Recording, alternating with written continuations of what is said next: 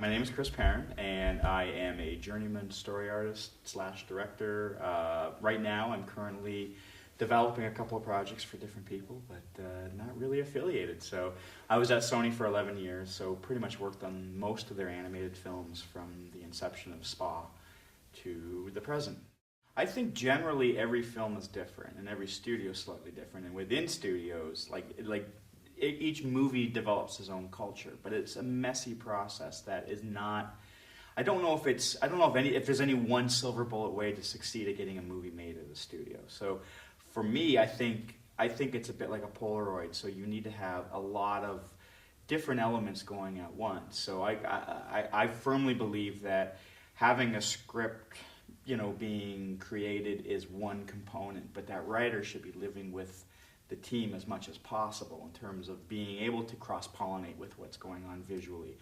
When you start to get your production design going, you start to influence the story because you learn about your movie. It's all about sort of, that curve that you go through when you start to play with the words and you start to play with the ideas and the themes.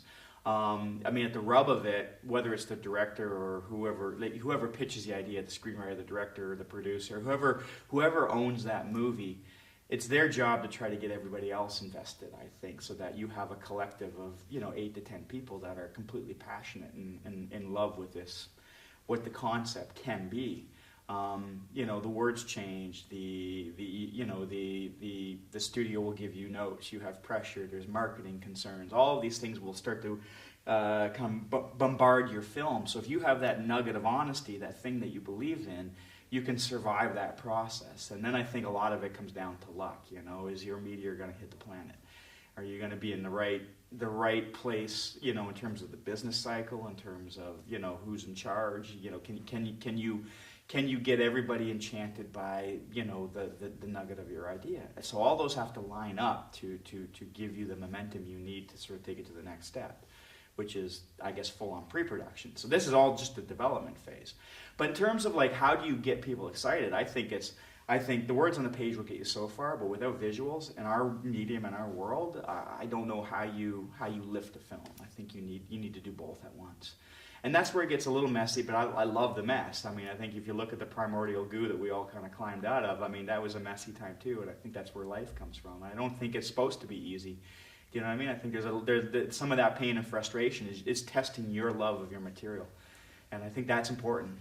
The cool thing about what we do is you have time, which is an asset. So it's like when you start to get all of these ideas and you start to get bombarded by all this stuff, you do have the opportunity to step back, go to sleep, go cut the grass, go do something else, and sort of let things digest. We're not making live action decisions on a set. So that is the one thing that I think is different from what we do to what happens in live action television or feature film, is that we do have the very moderate ability to kind of stand back from it and sort of assess things. In terms of how to I love working with the same people if you can. Once you have chemistry with somebody, it doesn't mean you have the same ideas, but chemistry is, I can express my thoughts to you, and if I'm challenging something that you're presenting, you'll go with it and we'll play. Do you know what I mean? Like that non-threatening thing. It's like how you handle your ego, how you handle your bedside manner. Do I trust your destructive ideas? Like all of these things are really personal, and they come down to who do you trust? And so I think when you're trying to bring people into that room, when you're trying to get that small crew going, trust is a key factor. So part of what I love is when you do get divisive ideas, when you do get something challenging, because if that challenged idea is better, it should end up on the screen. And if it's not better, it'll force you to calcify your thought and argue back, and that makes you smarter when you do get into the real room, when you get the knives thrown at you. So I think to me that's just it's like boot camp. It's a lot of sit-ups and a lot of running and but it's all art stuff. But really what you're trying to do is train yourself so you do become really smart about your film and defend the thing that needs to be defended. And a lot of films get lost because they lose it in that goo. That's evolution. I think if you can't hang on to your movie through that process, then you probably should let it. Something needs to change. Either you got to step back from it and rethink it and go back at it with a new direction, or maybe it's just the wrong idea for now. Sometimes it's hard to troubleshoot that when you're watching a finished product, because unless you've lived the story, you know. But I think quite often it can go off the rails in the last 3 months, because it's, you know, who has their hands on it while it's coming through that final pipeline, you know, with the final edit and the final music, and all of that can really affect how a movie plays. I guess, you know, creatively, if you don't like the concept, if there's something broken at the concept level, then that I think that you have to take that all the way back to, you know, when you sold this movie, what are you selling, and you know, does anybody believe in that idea, or was that the thing that was broken?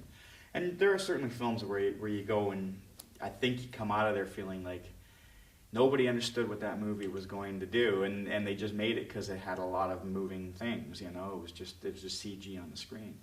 And I think I get probably more angry at those films because I feel like I've given you 2 hours of my time.